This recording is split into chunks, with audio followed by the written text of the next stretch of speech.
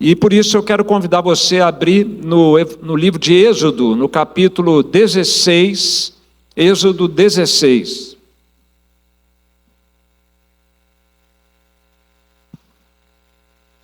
A partir do primeiro versículo até o verso de número 7, Êxodo 16, de 1 a 7. Eu vou convidar a igreja para ficar em pé. Os irmãos vão passar um tempinho assentados. O pastor falou que até meia-noite eu posso falar com vocês aqui. Então, para vocês não cansarem muito, vamos levantar agora. Também, aí, principalmente, reverência à palavra do Senhor. Nós vamos ler alternando do verso 1 até o 7. Eu vou iniciar. Partiram de Elim e toda a congregação dos filhos de Israel veio para o deserto de Sim, que está entre Elim e Sinai, aos 15 dias do segundo mês, depois que saíram da terra do Egito. A igreja.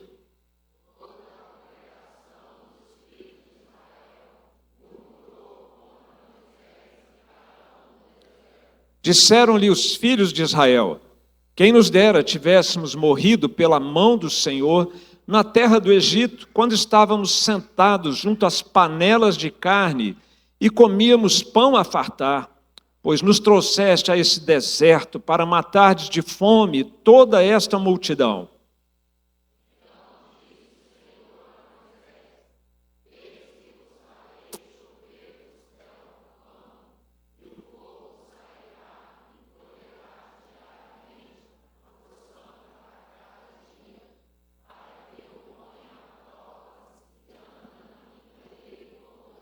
Dar-se-á que ao sexto dia prepararão o que colherem, e será o dobro do que colhem cada dia.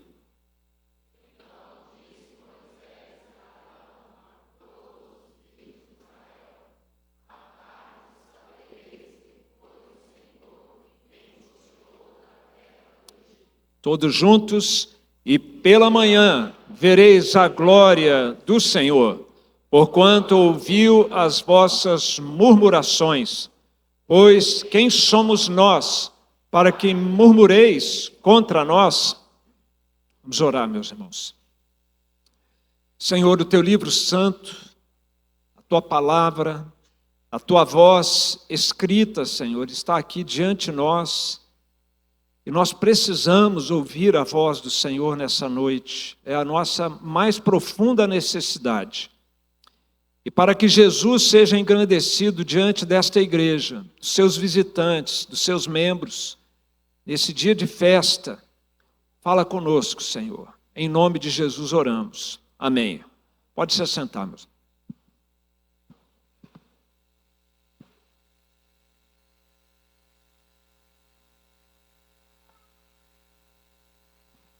Meus queridos, o assunto que eu gostaria de tratar com a igreja nesse dia, eu creio que ele será de grande interesse, não só dos membros da igreja, mas também dos visitantes, não só daqueles que são evangélicos, aqui hoje, à noite, mas quem sabe até daqueles que não frequentam a igreja, nem gostam muito de igreja, mas vieram prestigiar esse aniversário. A igreja está feliz com a sua presença aqui, mas todos nós estamos irmanados, identificados no tema que eu quero compartilhar com vocês. Porque tem dias na nossa vida que são muito difíceis. Os puritanos tinham uma expressão para esses dias. Na verdade, eles diziam que são as noites escuras da alma. Você já sentiu a sua alma atravessando assim um momento difícil, complicado, atribulado? E isso começa a gerar no seu coração até sintomas físicos você começa a sentir, na verdade, no seu corpo. O peito apertado, fica quente, um quente ruim. Você se sente meio sufocado, sem ar. Você você fica com medo até de perder o controle do seu próprio corpo. Tamanha aflição que muitas vezes nós sentimos em alguns momentos da nossa vida. O nosso apetite fica alterado. Tem gente que passa a comer demais, tem gente que passa a comer de menos. A insônia nos persegue, não conseguimos dormir direito. E as nossas emoções também são abaladas nesses dias aflitivos. Essa ansiedade que a gente não queria estar sentindo, a gente tenta controlar, e quanto mais queremos controlar, menos nós conseguimos. A gente sente um medo de que não vamos dar conta dos desafios que estão diante de nós, e nós ficamos muitas vezes sofrendo, inquietos por vários motivos, inquietos com o que outros podem estar pensando ou falando a nosso respeito, angustiados por algum mal que pode suceder para nós amanhã ou depois, no futuro, perto ou distante. A expectativa de que alguma coisa ruim possa acontecer, uma doença, até mesmo a morte. E isso afeta a nossa vida social, a gente perde a alegria de conviver com pessoas que são queridas para nós, a gente já não sorri mais, já vai ficando sombrio, abatido, sem prazer de estar com aquelas pessoas que são queridas para nós, amigos, familiares.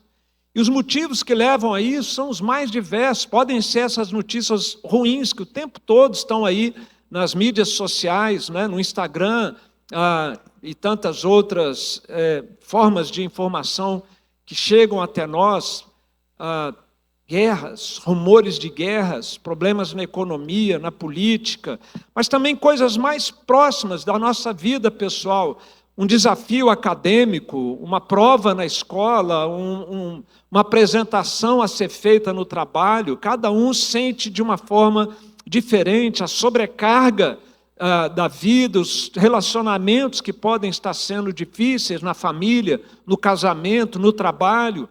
São coisas que vão se avolumando, caindo sobre nós, e o nosso coração vai ficando inquieto, agitado, aflito, ansioso.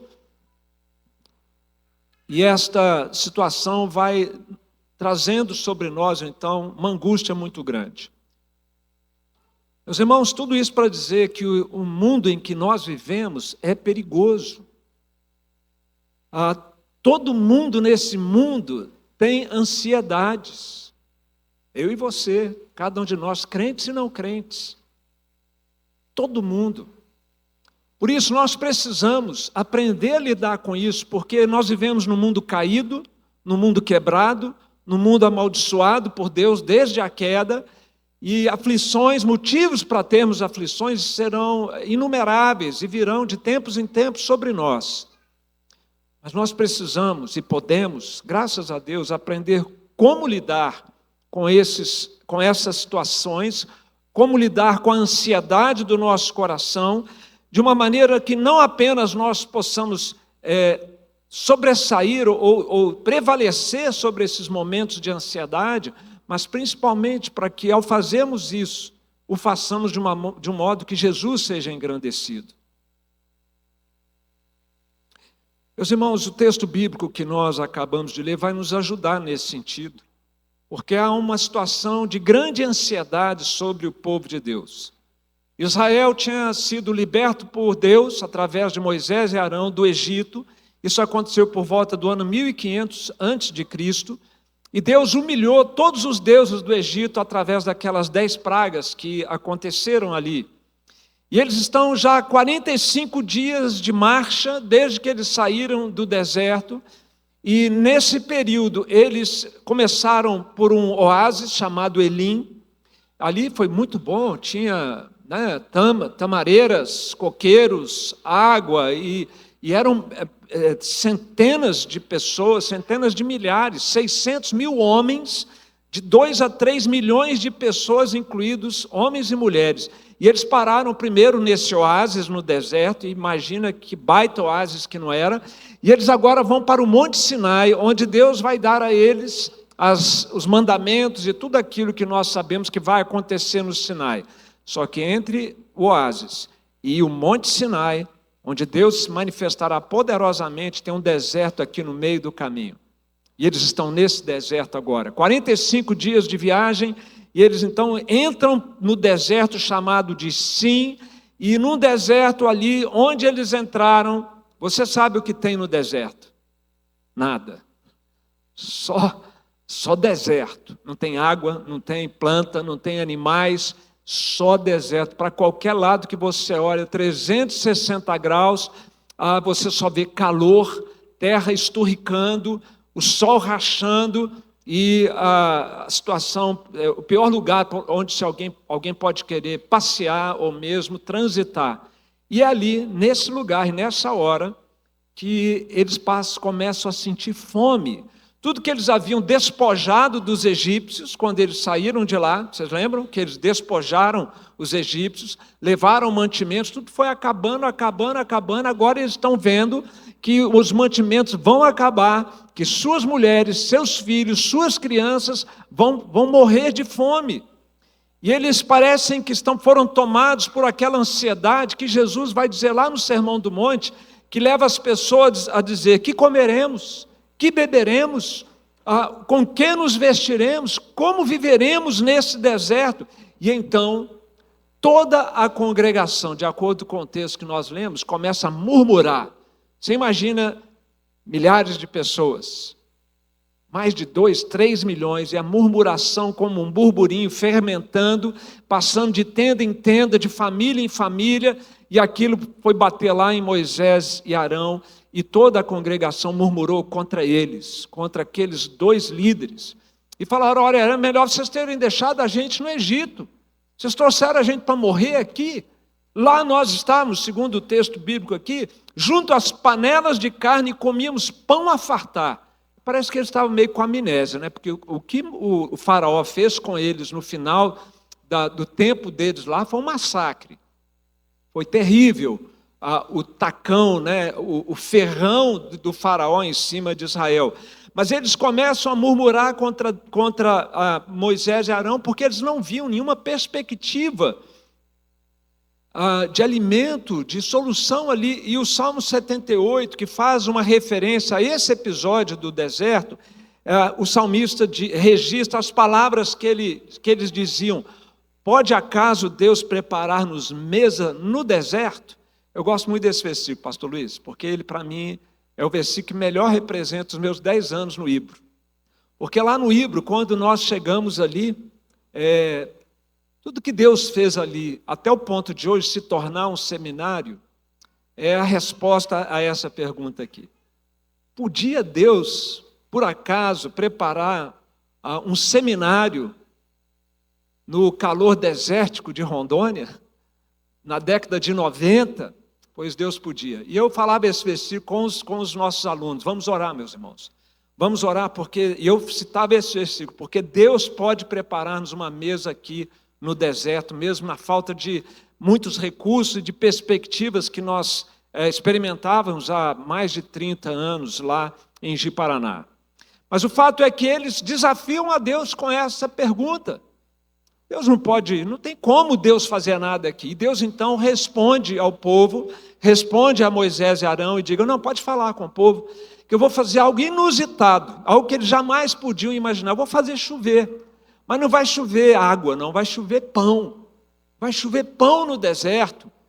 E de fato, Deus disse que isso iria acontecer, e o mesmo Salmo 78 que eu mencionei, vai dizer que, não obstante, Deus ordenou as alturas e abriu as portas dos céus, fez chover maná sobre eles para alimentá-los, e lhes deu cereal do céu. Olha que coisa linda, cereal do céu. Comeu cada qual o pão dos anjos, enviou-lhes ele, Deus, comida a fartar. Pão do céu. E pensar ainda que Deus ainda iria, no decurso da história, enviar um maná superior a esse. Eu falo daqui a pouco. Mas já aqui é algo tremendo que Deus está fazendo. Era como uma geada que diariamente caía sobre o solo, lá no deserto, uma mistura ali que parecia algo lembrava coentro, era de uma cor branca, cheiro de mel, que derretia quando o sol se levantava, e eles tinham que colher, então, antes que isso acontecesse, antes do sol subir. E Deus então instruiu como eles deveriam fazer a coleta. E é interessante, é um detalhe importante dessa narrativa, o modo como Deus orientou o povo a colher. Eles tinham que colher por cabeça a porção de um gomer. Um gomer por cabeça por dia. Imagina uma garrafa PET de Coca-Cola geladinha. Os viciados aí agora sofreram, né? Mas uma garrafa PET, 2 litros, é a medida de um gomer. Isso não era Coca-Cola não, tá? Era melhor do que isso, era pão do céu, cereal do céu, ok? E eles então deveriam colher isso no primeiro dia da semana, no segundo, até o 6º dia, mas no 7º dia eles não deveriam comer e deveriam colher somente aquela porção. Não era para colher mais, não era para colher menos, não era para guardar, era para consumir tudo ou jogar fora, mas eles não podiam guardar de um dia para o outro e nem colher no 7º dia, porque Deus falou para eles assim: olha, vocês foram escravos no deserto, no Egito, vocês não tinham tempo para descansar, vocês trabalhavam de sol a sol, de segunda a segunda, pois eu dei para vocês agora um dia de descanso. O dia do Senhor, o dia do descanso, é uma conquista da libertação do povo de Israel do Egito, e nós jamais deveríamos menosprezar o dia do Senhor hoje. É um dia que Deus dá para você e para mim, para nós descansarmos, estarmos com a nossa família, adorarmos a Deus. E então Deus deu essa instrução para a coleta do maná. Maná que significa no hebraico, que isso? Que isso? É isso mesmo, tá? A palavra maná é uma pergunta. Você não tem o WhatsApp no seu celular aí? WhatsApp e aí, tudo bem? É uma pergunta, que virou nome de um aplicativo, pois a pergunta virou nome de uma comida, lá no deserto, que era o maná. O fato é que Deus sim preparou uma mesa no deserto. Deus faz coisas surpreendentes. Deus é poderoso para fazer coisas surpreendentes. Ele é poderoso para fazer infinitamente mais do que tudo quanto pedimos ou pensamos, conforme o seu poder que opera em nós. A Ele seja a glória na igreja e em Cristo Jesus, por todas as gerações, para todos sempre. Amém. O que está escrito aqui em Efésios 3, 20 e 21, nós vimos acontecer no deserto. Deus foi poderoso para fazer infinitamente mais e surpreender aquele povaréu todo no deserto com o maná. Então, lembre-se disso quando você tiver motivos para ansiedade. Você vai ter preocupações. Algumas preocupações, elas são desnecessárias. São preocupações que nós não precisávamos ter. Outros são realmente problemas reais. Mas independente se são coisas que nos amedrontam desnecessariamente ou se são realmente problemas difíceis, lembre-se disso, que Deus tem poder para nos surpreender nas situações mais adversas e mais complicadas da nossa vida. Amém, irmãos? Pois muito bem, Deus, ali no deserto, essa metodologia, ou esse método de coleta tinha uma razão de ser. No verso 4 do capítulo 16, Deus diz qual foi a razão pela qual Ele estipulou esse método de coleta. O texto diz: então disse o Senhor a Moisés: eis que vos farei chover do céu pão, e o povo sairá e colherá diariamente a porção de cada dia, para que eu ponha à prova se anda na minha lei ou não. Vocês concordam que seria mais prático se Deus tivesse falado para eles fazer o que a gente às vezes costuma fazer? Você vai no mercado, faz a compra para um mês, enche a sua despensa, vai repondo durante as semanas e depois no outro mês você volta. Deus podia ter falado: vocês podem colher o maná para uma semana, guardem na geladeira, no freezer, bem guardadinho, e daqui a um mês vocês voltam, o maná vai estar aqui de novo. Não, mas Deus diz: vocês farão assim, diariamente, do jeito que eu expliquei, porque eu quero conhecer o coração de vocês. Eu quero saber o que está dentro desse coração. Se esse é um coração submisso, obediente, que ouve a minha voz e que faz a minha vontade. Isso era importante para o amadurecimento de Israel, que tinha sido um bando de escravos e agora vai se tornar nação, povo de Deus. Eles precisavam ser moldados nisso. Meus irmãos, e assim também deve ser a nossa caminhada no nosso dia a dia. Não dá para a gente querer viver hoje com base nas experiências que nós tivemos com Deus de maná lá no passado. Tem gente que esqueceu do primeiro amor, esqueceu do bom relacionamento que tinha com Deus, porque achou que naqueles anos de ouro da sua fé, da sua caminhada com Deus, que aquilo ia te sustentar para o resto da sua vida. Não, meus irmãos, no deserto desse mundo que nós caminhamos, nós temos que colher o maná diariamente, nós temos que andar com Deus diariamente, renovando a nossa amizade, a nossa comunhão com Jesus a cada dia, hoje, amanhã, depois e depois e depois, porque diariamente nós precisamos dessa caminhada com o Senhor. É assim que se anda no deserto, que fique outra lição importante aqui para nós. É assim que se anda no deserto, pela fé, um dia de cada vez. E Deus, nós cantamos aqui hoje, aliás, muitas canções hoje aqui falaram muito comigo. E eu espero que você faça conexão do que nós cantamos com o que você está ouvindo agora. Deus é fiel, Deus foi fiel.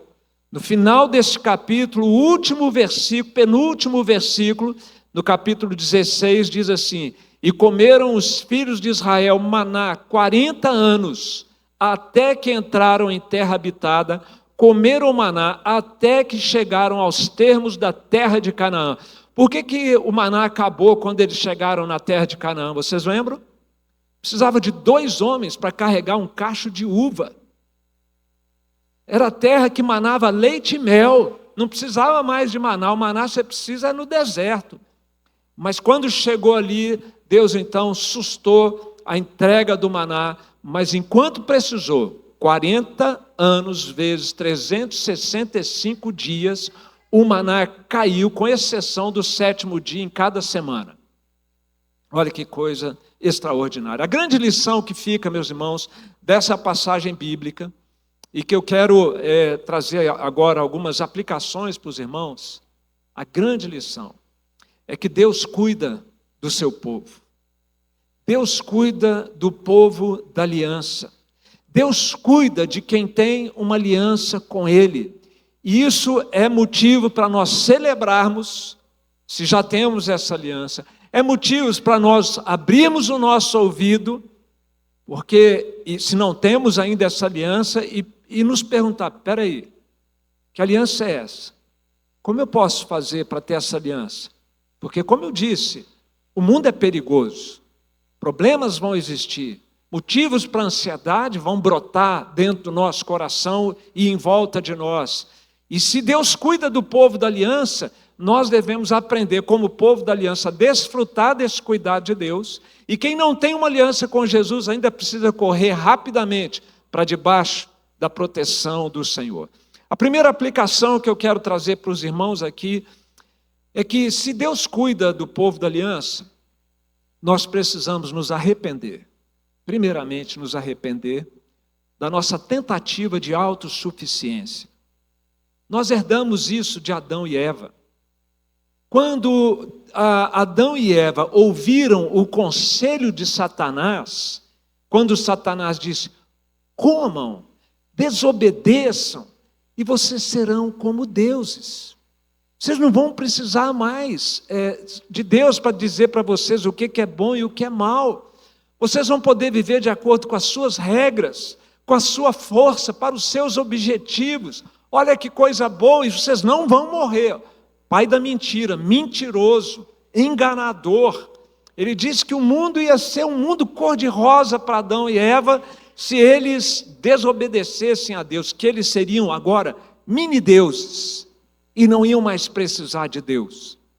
Isso está dentro de mim, está dentro de você, está dentro de cada um de nós. Nós herdamos de Adão e Eva não apenas a capacidade de sermos rebeldes contra Deus, mas também a motivação pela qual nós somos rebeldes. E a nossa motivação é: eu quero ser Deus, eu quero fazer as coisas do meu jeito, eu não quero precisar de Deus. Esse é o problema mais fundamental que está dentro do coração humano, a rebeldia do nosso coração de queremos ser Deus. E o texto que nós lemos em Isaías 42 não foi combinado, mas no texto diz: a minha glória eu não dou a outrem, Deus não divide a sua glória. E o ser humano, o grande problema do ser humano é que ele está em conflito permanente com Deus, querendo roubar a glória de Deus, querendo obter glória para si mesmo. E é por isso que muitas vezes a ansiedade toma conta do nosso coração. Posso dar um exemplo para você? Quando alguém fala mal de você, te critica, na escola, no trabalho, na igreja não acontece, mas se acontecesse, tá? Ou na família, ou em qualquer lugar, qual é a sua reação? Tudo bem, Deus me ama, importante é o que Deus pensa a meu respeito. Essa é a nossa primeira reação? Não é. Não é, sabe por quê? Porque como eu quero ser Deus e você falou mal de mim, você atingiu a minha glória. Eu vivo para sustentar a minha glória, eu quero ser reconhecido, eu quero ser aplaudido, eu não quero ser criticado, eu sou o mini Deus. E você ousou atacar a minha glória. E isso faz brotar no nosso coração ansiedade. Quando nós sentimos que a nossa glória está esvaindo, ou quando nós sentimos que a nossa segurança por algum problema futuro pode trazer problemas para nós, e como Deus que eu queria ser capaz de controlar o futuro, de controlar as pessoas à minha volta, os meus filhos, o meu cônjuge, e eu não consigo controlar. Veja, eu estou tentando ser Deus controlando, eu estou tentando ser Deus recebendo glória, e como eu não consigo isso, eu não fui criado para isso, eu começo a colapsar, desmoronar, e a ansiedade toma conta do meu coração. A ansiedade brota do coração que quer ser Deus. Nós precisamos nos arrepender, não apenas de não confiar em Deus e ficarmos ansiosos, mas das raízes pelas quais nós ficamos ansiosos e preocupados, meus irmãos. Jesus então nos convida na sua palavra a nos arrependermos desse esforço autocentrado que nós temos de exaltarmos a nós mesmos e de tentarmos fazer como Adão e Eva, que responsabilizaram os outros ou responsabilizaram as circunstâncias, ao invés de reconhecer que o problema está dentro do meu coração. Nós precisamos nos arrepender, meus queridos, da nossa falta de confiança em Deus e da nossa ousadia de querermos, como crentes muitas vezes, nós ainda não tomamos consciência, mesmo sendo crentes, de que nós ainda estamos nesse litígio lá dentro do nosso coração em relação ao Senhor. E sabe o que acontece quando a gente tenta e não consegue ser Deus? A gente fica exausto, a gente fica sobrecarregado, cansado. E o Evangelho vem dizer para nós: vinde a mim, Jesus diz, todos vós que estáis cansados e sobrecarregados. Cansou de tentar ser um mini Deus. Então, o lugar é esse: vinde a mim e eu vos aliviarei. Tomai sobre vós o meu jugo e aprendei de mim, porque sou manso e humilde de coração, e achareis descanso no lugar da ansiedade para a vossa alma, porque o meu jugo é suave e o meu fardo é leve. Deus cuida do povo da aliança. Se Deus cuida do povo da aliança, eu faço parte desse povo, eu devo me arrepender da minha tentativa de autossuficiência. Eu digo que é uma tentativa, porque ninguém consegue ser autossuficiente. Só Deus é autossuficiente. Mas há uma segunda aplicação que eu gostaria de trazer para os irmãos. Se Deus cuida do povo da aliança, um passo importante que eu preciso aprender a dar é descansar na promessa de Deus para conosco, com o seu povo. Descansar na promessa de Deus, descansar no fato de que Deus me ama, e porque Deus me ama, eu posso e devo enfrentar as circunstâncias adversas dessa vida de uma outra maneira. Lembram quando eu disse que o povo de Israel tinha direito a 2 litros de gomer, ou 2 litros de maná, 1 gomer diariamente? Era o que eles precisavam para o primeiro dia. E quando eles iam dormir, o maná tinha acabado. E agora? E amanhã? E se amanhã não tiver o maná?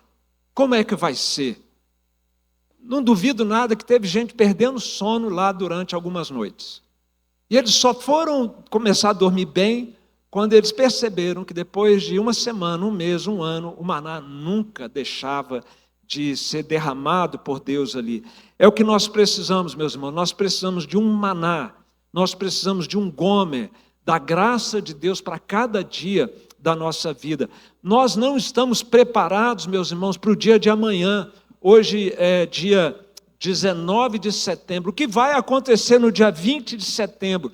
Nós não estamos preparados para o dia de amanhã, porque o dia de amanhã ainda não começou. Basta cada dia o seu próprio mal. Nós não dizemos, como Samuel disse lá no passado, Ebenezer. Não dizemos isso, irmãos? Ebenezer, até aqui nos ajudou o Senhor. Até esse momento, do dia de hoje, o Senhor nos ajudou. Ele foi infiel com você alguma vez? Será que Ele vai ser infiel amanhã conosco? Nós precisamos aprender a descansar, meus irmãos, no cuidado, no suprimento, na provisão do Senhor para nós a cada dia. Por isso Jesus ensinou no Pai Nosso a orarmos: o pão nosso de cada dia nos dá hoje. Nessa frase, John Stott mesmo, ele ensinava na interpretação desse texto, que isso não é só a comida, o café da manhã, onde a gente come pão, ou só o almoço, ou só o jantar. São todas as nossas necessidades neste mundo, especialmente as materiais, porque as espirituais e as morais, a oração do Pai Nosso vai continuar falando do perdão de pecados, de sermos libertos do mal. Tudo isso Deus nos dá a cada dia, meus irmãos. Nós precisamos do maná a cada dia. Quando você abrir o olho amanhã, abra o olho e se pergunte: cadê o maná para hoje? Porque a Bíblia nos ensina algo maravilhoso, que eu disse há poucos instantes que eu ia falar depois, chegou a hora. Que se Israel comeu o pão dos anjos, o cereal do céu, que maná extraordinário, o maná do povo de Deus, na atualidade, é superior àquele maná que eles tiveram. O maná ao qual você tem direito, o maná ao qual você tem acesso, hoje em dia, é superior ao maná que Israel comeu, meus irmãos. Jesus disse que todo aquele que nele cresce, do seu interior fluiriam rios de água viva. E isso ele diz com referência ao Espírito Santo, que iriam receber todos aqueles que nele crescem. Você que tem o Espírito Santo de Deus vivendo em você, que manifesta a presença de Cristo em você através do Espírito Santo, é esse maná que nos sustenta a cada dia. Jesus disse algo extraordinário no Evangelho de João, quando ele disse: olha, nossos pais comeram maná no deserto, como está escrito, deu-lhes a comer pão do céu. Mas aí Jesus diz assim: o verdadeiro pão do céu é meu Pai quem vos dá. Porque o pão de Deus é o que desce do céu e dá vida ao mundo. Vida no lugar da ansiedade, da preocupação, da aflição. Vida, paz, segurança. Então lhe disseram a Jesus: Senhor, dá-nos sempre desse pão. Declarou-lhes, pois, Jesus: eu sou o pão da vida. O que vem a mim jamais terá fome, e o que crê em mim jamais terá sede. É por isso que nós cantamos: porque Ele vive, temor não há. Porque Ele vive não lá fora, não lá no céu, mas Ele vive em mim, em você que já tem com Ele uma aliança. Nós não precisamos temer, meus irmãos, porque as promessas do Senhor para o seu povo amado são promessas infalíveis de um Deus que é fiel. Meus irmãos, olha, nós cantamos aqui também sobre aliança, lemos sobre aliança, também está lá em Isaías 42, falando da aliança. Você sabia que Deus não é obrigado a ser bom com você? Deus, Ele é bom, mas Ele não é obrigado a ser bom com você, nem comigo. Ele é obrigado a ser justo, porque se Deus não for justo, Ele nega a si mesmo. Agora, o amor não pode ser imposto. Se Deus tivesse obrigação de amar, já não era mais amor. Mas no momento em que Deus faz uma aliança conosco, por meio de Cristo, e no momento ali da ceia do Senhor com Jesus e os discípulos, Ele disse: este é o cálice da nova aliança no meu sangue. No momento em que Jesus faz uma aliança conosco, Ele se obrigou a ser bondoso conosco. Ele obrigou a si mesmo, não uma obrigação que nós temos direito de cobrar dele, mas por amor do nome dele, da palavra que ele empenhou, agora ele vai ser bom conosco. Se você faz parte do povo de Deus, você pode contar com a bondade de Deus, que também foi cantada aqui nessa noite. no meio das lutas, das dificuldades. Você não precisa ser corroído pela ansiedade ou pela preocupação, porque Deus é bom e Ele diz que será bom com você. E Ele disse, inclusive, na sua palavra: ó, provai e vede que o Senhor é bom. Bem-aventurado o homem que nele se refugia. Portanto, se você estiver lutando com uma enfermidade ou com desemprego, e você tem uma aliança com Jesus, você pode contar com o cuidado dele na sua vida. Se você está enfrentando desafios profissionais, acadêmicos, você pode contar com a força que vem de Deus, com a sabedoria que vem do alto. Se você está enfrentando adversários, tem pessoas que são inimigos de você, não gostam de você, falam mal de você, perseguem você, seja pela sua fé, pelo seu estilo de vida, e você está vivendo diante da presença de Deus, procurando viver de acordo com a palavra, e mesmo assim tem gente te perseguindo. Conte com a proteção de Deus. Se você tem tido dificuldade nos relacionamentos, conte com o amor de Deus. Se você tem lutado contra a impureza moral e sexual, conte com a santidade de Deus. Ele quer te dar isso. Se eu não me engano, Oswald Chambers disse que a santidade ou a pureza é o maior presente que Deus nos deu através de Jesus Cristo. Crer na bondade de Deus nos liberta da preocupação. A presença de Deus na sua vida, o poder de Deus que vive em você, as promessas de Deus são o remédio, o antídoto para a preocupação. Creia nisso e faça de Deus o seu refúgio, porque Deus cuida do povo da aliança. E uma última aplicação que eu gostaria de fazer, porque essa é muito importante, eu não poderia deixar de trazer isso para vocês. Um terceiro importante passo para que você lide com as ansiedades, com as noites escuras da alma: aprenda a negar o seu eu a cada dia. Aprenda a negar o seu eu a cada dia. Esse episódio do maná foi um episódio de murmuração do povo no deserto. Existe um levantamento feito de quantas vezes Israel murmurou no deserto. Aproximadamente 14 vezes.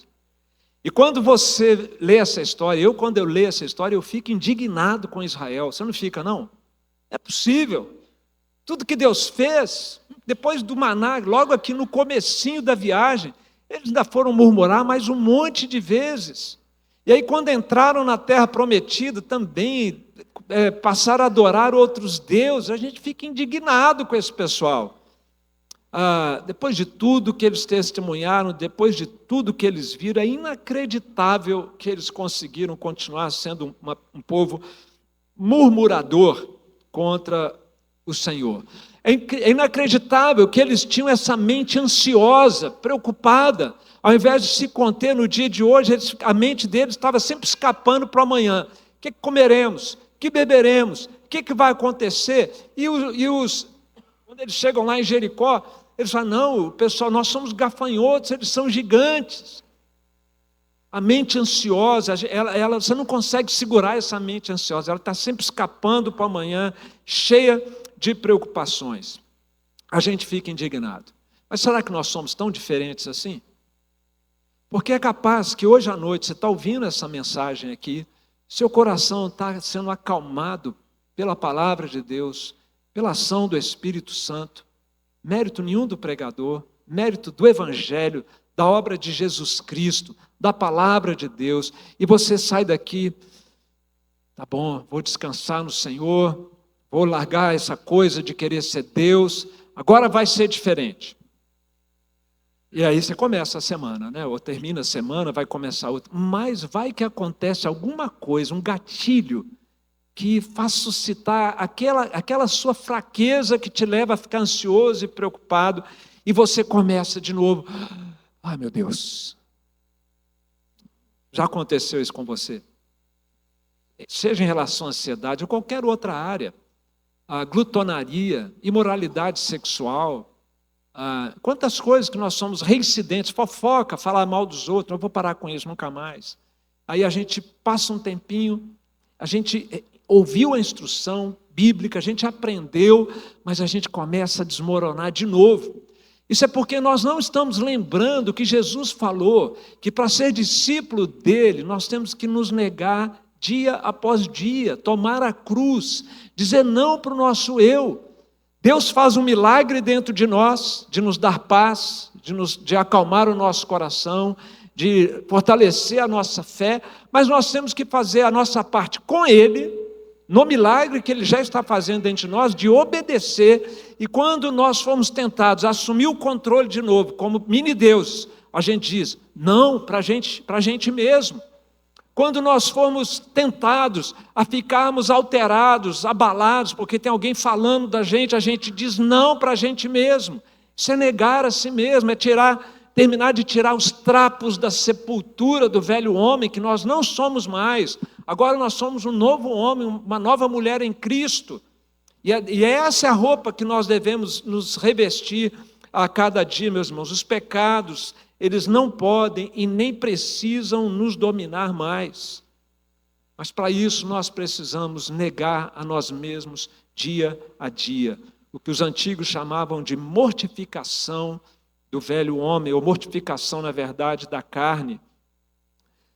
Nós precisamos pregar o evangelho para nós todo dia, meus irmãos.